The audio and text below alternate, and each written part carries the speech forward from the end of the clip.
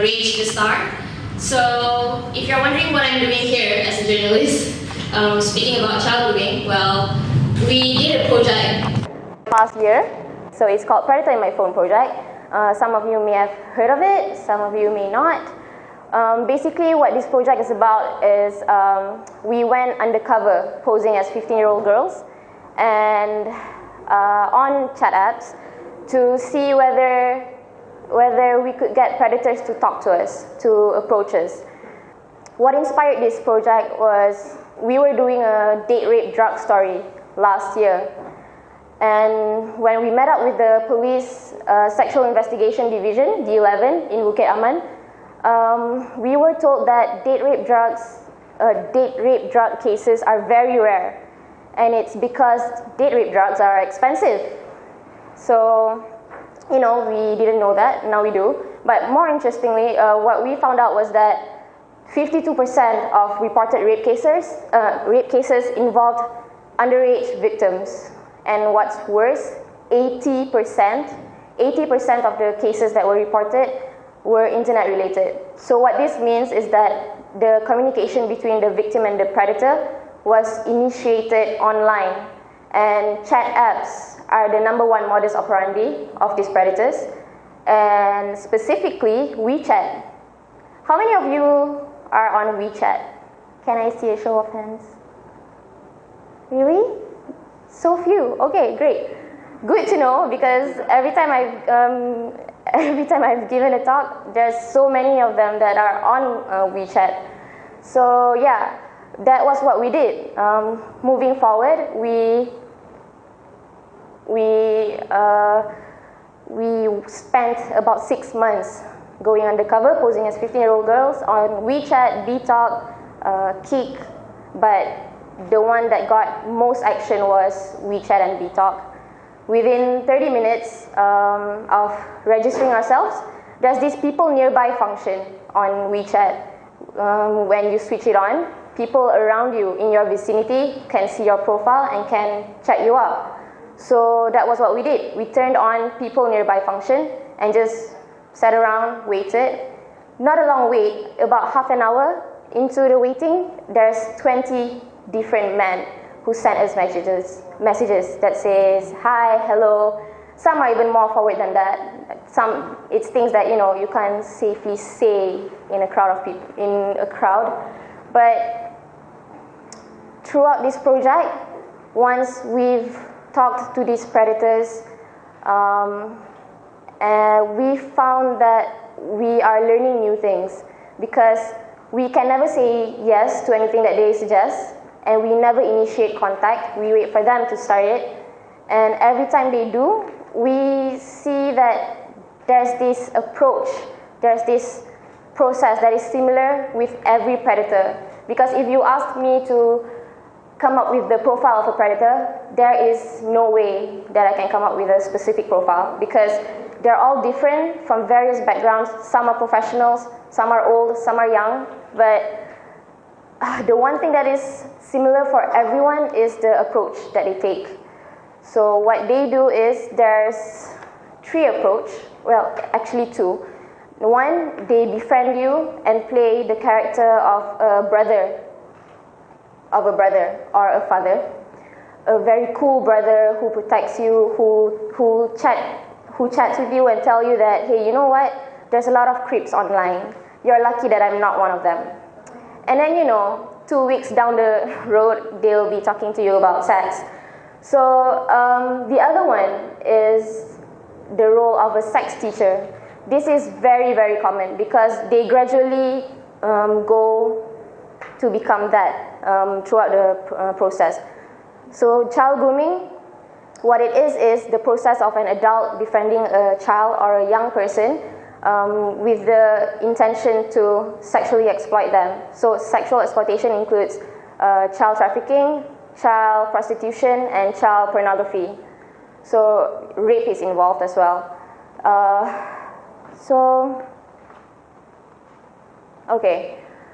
Once they've befriended you, they will gain your trust. They play the caring brother character, or a really caring father who will give you attention, who will buy you gifts, who will buy you top up if you ask for it, pick you up, drop you off anywhere. So they will gain your trust by befriending you, talk about things that are mundane, very boring, normal conversations about school, about tuition, and friends, and exams, things like that. So what comes after that, once the child is already emotionally invested in the friendship, then they will introduce new topics of a sexual nature. So that is when they will start talking about sex. They will ask you questions like, have you had your period? Do you have a boyfriend? Is your body fully matured? And do you watch porn? This is a very popular question. No matter who we talk to, they will always ask us this question. Do you watch porn? Do you touch yourself? Have you ever masturbated? It's like all these predators have a guidebook that they just read off of when they talk to us. So it's, when we first started doing it, it was sort of funny and disgusting because, you know, we're all adults in the office. We've all been there, we've all done that. We make inappropriate jokes with each other. We're really close like that. But then we remind ourselves that, hey, we're pretending to be 15-year-olds. There are all these creeps and predators, all these men and maybe some women who are talking to our children like this. They may appear friendly at first, but at the end of the day, what they want is sex, and it's clear as day to us.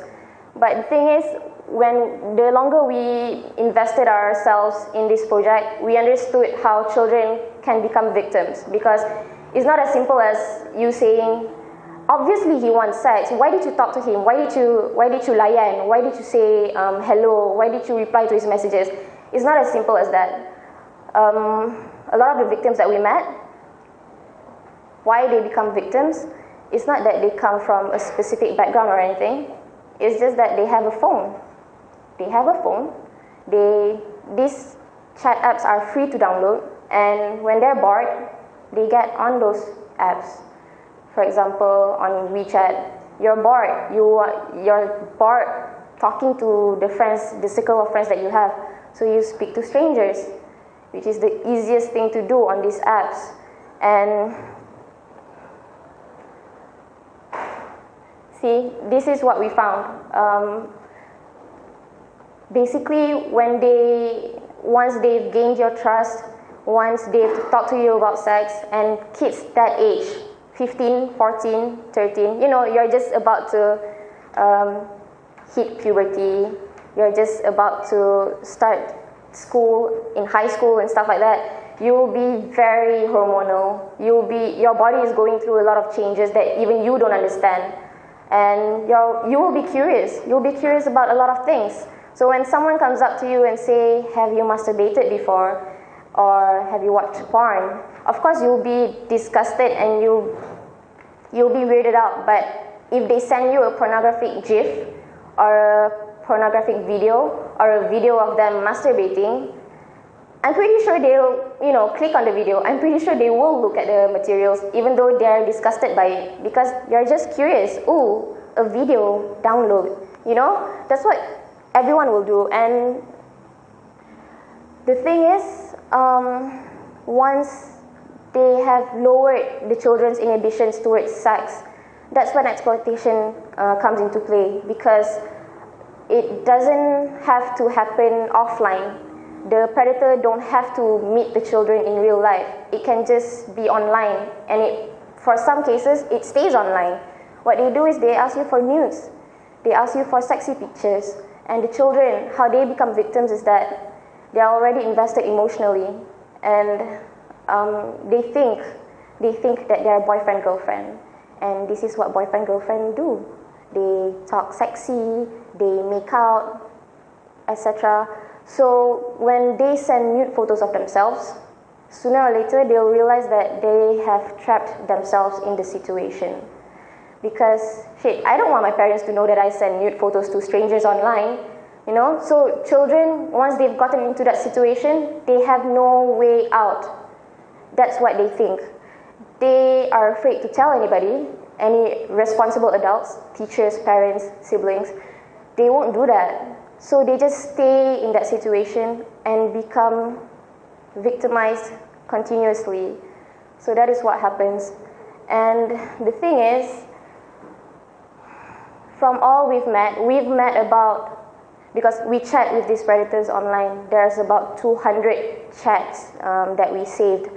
But we met up with about 20 men who asked us out and who showed, signs of being a predator. So we met with them, pretending to be 15-year-olds. And, well, you'd be surprised. They come from everywhere. We've met bankers, we've met engineers, we've met tuition teachers, we've met taxi drivers, who else? Pasar malam vendor. All these people, they've been talking to us, sending us sexy photos and things like that, and asking us to do the same. And when we met up with them, they immediately think of booking a hotel room. And what we do is, of course we say no, we cannot say yes to anything, that would be entrapment. So we just pretend like we have other places to go, we have tuition classes to attend, and they will persist with their intentions. That's the scary part, because they believe that we are 15. And when they do, once they met us, they think, okay, great, this child's responses are encouraging. Maybe I can get her to do something else. So there's this one guy, we call him the gentleman. He's a great guy when we chat with him. And when we met with him for the first time, he was very nice, I would say. He was very nice. He's a perfect gentleman. But once the date ended, he went home, we went home. He started texting all this sexy stuff. And this is it, yeah, all this sexy stuff. He from being a gentleman, he changed and immediately became a predator, asking us to send nudes and telling us to give things and do things and touch things. And this is more common than we'd like to acknowledge. Predators are everywhere. They can be anyone, and they look like anybody's brothers, uncles, fathers. Because the one that I met, it was horrible. He is quite old. He's about my brother's age, but he's a father. That's the thing. And when he talked to me,